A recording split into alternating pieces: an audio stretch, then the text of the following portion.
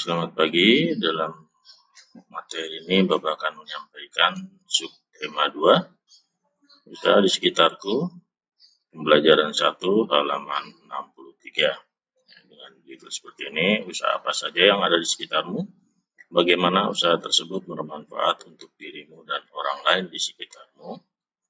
Kita lihat, akan pelajari bersama-sama.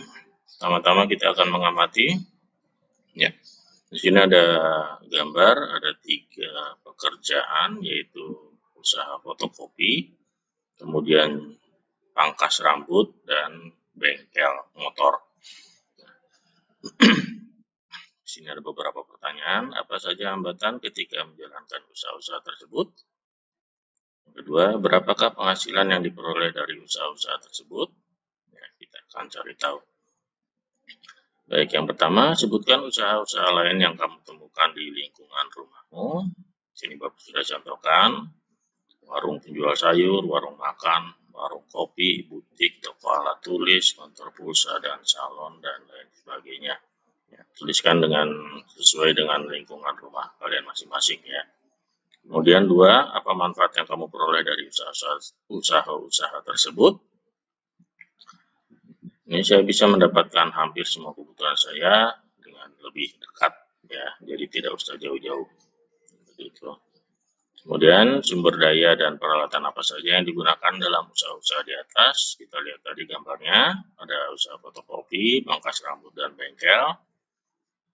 Nah, kita lihat satu-satu. Untuk fotokopi, mesin fotokopi, jelas, kemudian kertas, dan sumber daya manusia sebagai operator. Kemudian pangkas rambut atau potong rambut, mesinnya, mesin cukur, gunting, ya. Kemudian kursi, kemudian sumber daya manusianya yang bisa mencukur. Ya. Kemudian bengkel, perkakas atau spare part sebagai alat dan bahan usaha. Kemudian sumber daya manusia yang mempunyai teknik, ya, mempunyai skill, keterampilan untuk membengkel seperti itu. Berikutnya, apakah seluruh sumber daya dan peralatan yang digunakan hanya berasal dari dalam negeri? Tidak, karena kebanyakan mesin fotokopi, mesin cukur, dan perkakas merupakan barang buatan luar negeri. Berikutnya, apakah ada peralatan yang didatangkan dari negara lain? Jelaskan. Ya, ada, yaitu mesin fotokopi, mesin cukur, dan perkakas yang kebanyakan berasal dari negara lain. Berikutnya, dalam menjalankan roda perekonomian, suatu negara tidak dapat berdiri sendiri, namun diperlukan kerjasama dengan negara lain. Salah satu contohnya adalah kerjasama di antara negara-negara ASEAN. Mari kita ambil contoh sederhana dari usaha yang terdapat pada gambar tadi, yaitu usaha pangkas rambut.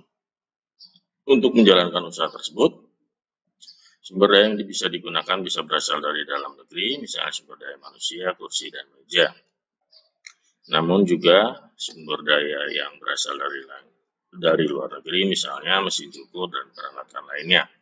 Begitu pula dengan usaha fotokopi dan bengkel. Sebagian sumber daya ada yang berasal dari dalam negeri, ada pula yang didatangkan dari luar negeri. Seperti mesin fotokopi dan suku cadang untuk kendaraan bermotor. Kegiatan mendatangkan atau memasukkan barang dagangan atau komoditas dari luar negeri disebut mengimpor ya. Mengimpor itu memasukkan barang dari luar ke dalam negeri. Sebaliknya, kegiatan mengirim barang dagangan atau komoditas ke luar negeri disebut mengekspor ya. Mengekspor yaitu barang dalam negeri ke luar negeri ya, dikirim ke luar negeri seperti itu. Baik, selanjutnya kita akan membaca. Di sini ada 2 bacaan. Yang pertama, ekspor batik terus meningkat. Dan kedua, Kasongan Bantul ekspor gerabah miliaran rupiah per bulan. Kalian bisa lihat di sini ada data-data ekspor ya. Yang pertama batik dan kemudian gerabah. Gerabah itu berupa kendi seperti itu ya, yang terbuat dari tanah liat. Apakah kamu mengetahui komoditas lain yang diekspor dari Indonesia ke berbagai negara di lingkup ASEAN? Kita lihat jawabannya sini ada kelapa sawit, tembakau, kopi, karet, teh, kakao, dan tebu. Kemudian perangkat elektronik, tekstil, kulit, dan produk olahannya, dan batu bara. Apakah kamu juga mengetahui komoditas yang diimpor dari berbagai negara di lingkup ASEAN ke Indonesia? Ada minyak dan gas, perangkat elektronik, garam dan gula, bawang putih, obat-obatan maupun peralatan kedokteran.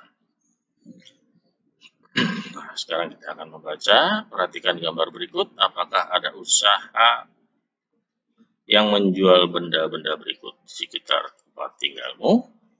Kita lihat di sini ada pensil, peniti, penghapus, paku, kemudian penjepit kertas dan sisir. Gambar berikutnya ada gunting, batu, kayu, daun, apa ini? Karet pilang ya. Kemudian cermin. Untuk batu, kayu, daun memang nggak ada yang jual ya. Kita ambil aja sendiri. Nah, untuk apa benda-benda ini? Sekarang kita lihat. Nah, apakah kamu bisa memprediksi yang akan terjadi jika benda-benda tersebut didekatkan ke magnet? Ya. Tuliskan prediksimu pada tabel berikut ya. Jadi tidak usah menggunakan magnet dulu, kamu kira-kira dulu apakah benda ini nempel atau tidak ya. Nah, tuliskan pada tabel berikut, ada di buku paket kalian. Di sini Bapak sudah contohkan nomor 1, pensil. Pensil bisa ditarik atau tidak? Ya, jawabannya tidak ditarik. Dan seterusnya, kamu isi sendiri.